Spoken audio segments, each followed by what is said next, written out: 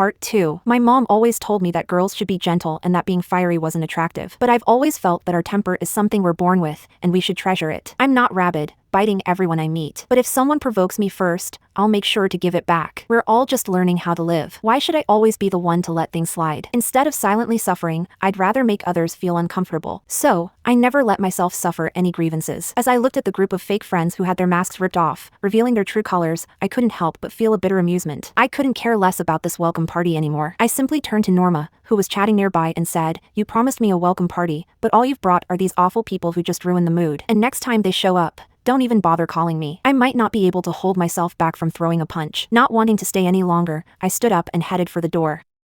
As I passed Kathy, I saw her suddenly lose grip on her wine glass, and the red wine splashed onto her pure white evening gown, creating a glaring stain of crimson. In the next moment, the entire place erupted with Benjamin's angry voice. "Gloria, what the hell are you doing? Do you have any idea how hard it was for Kathy to borrow this dress? She's not like you. Every penny she earns is hard-earned. If you have a problem with me, just say it. Why are you making things difficult for her?" To be fair, Benjamin and I had grown up together. We were childhood friends. Despite his usual friendly demeanor, very few people could truly get close to him. After all these years, this was the first time I had seen him so angry over a girl. He stood in front of me, fuming with an ominous look in his eyes. "Gloria, we're doing this welcome party for you because you've been abroad for 2 years. If you're upset, fine, but why do you have to deliberately embarrass Kathy? It's been 2 years, and your temper is still..."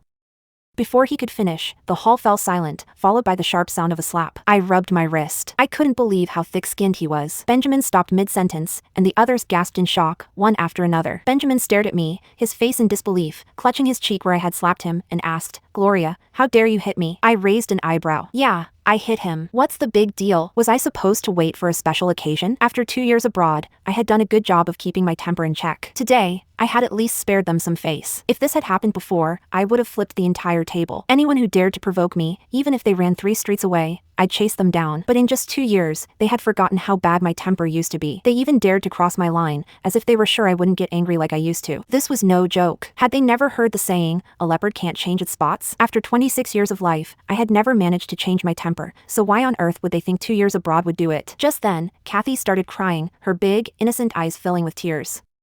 "Ms. Johnson, it's all my fault. I didn't know you didn't want to see me. If there's a problem, take it up with me, but please don't be mad at Mr. Clarke." Her nose was red, and she looked utterly pitiful. But as she looked down to wipe away her tears, I caught a glimpse of the smile forming on her face. That smile, I knew it all too well. It was smug, taunting, and self-satisfied. I had seen it countless times growing up. But no one noticed that smile except for me, including Benjamin, whose gaze had turned as dark as a storm cloud. It was as if he was meeting me for the first time, and through gritted teeth, he said, "Gloria, is this what you want?" Even Gary stood by Kathy's side, threatening to run to Grandpa and tell him. He thought he could use Grandpa to punish me. That was a foolish idea. I couldn't help but laugh in frustration. I said directly, "Go ahead. Tell Grandpa. Let's see if he punishes you or me." Gary looked at me, his face filled with confidence, but hesitated. I then shifted my gaze to Benjamin.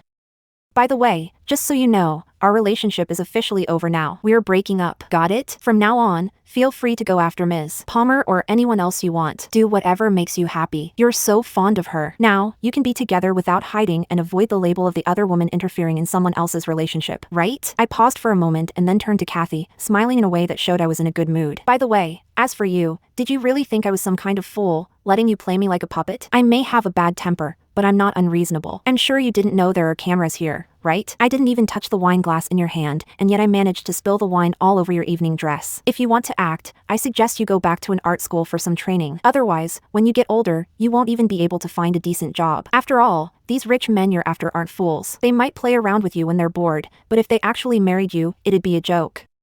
After delivering my attacks, I felt much lighter. As for the expressions on the faces of the people opposite me, well, let's just say they were pretty much unbearable to look at. Gary's face was dark with anger, Benjamin's eyes were full of unspoken resentment, and even Kathy's face was a complex mix of anger, fear, and jealousy. Thinking about it, I didn't regret coming to this welcome party today. As for their feelings, sorry, I never cared about that. I rolled my eyes dramatically and said a few more words before walking away. "Oh, by the way, I'll be telling Grandpa all about the interesting things that happened today when I get home. It's been a while since I've heard such a fun story. I'm actually looking forward to it." With that, I turned and walked toward the door, and I ran into a man coming in at the same time. He was very tall, and in my high heels, I could barely reach his chin. His nose was high, and his features were sharp and handsome, though his face looked a little unfamiliar.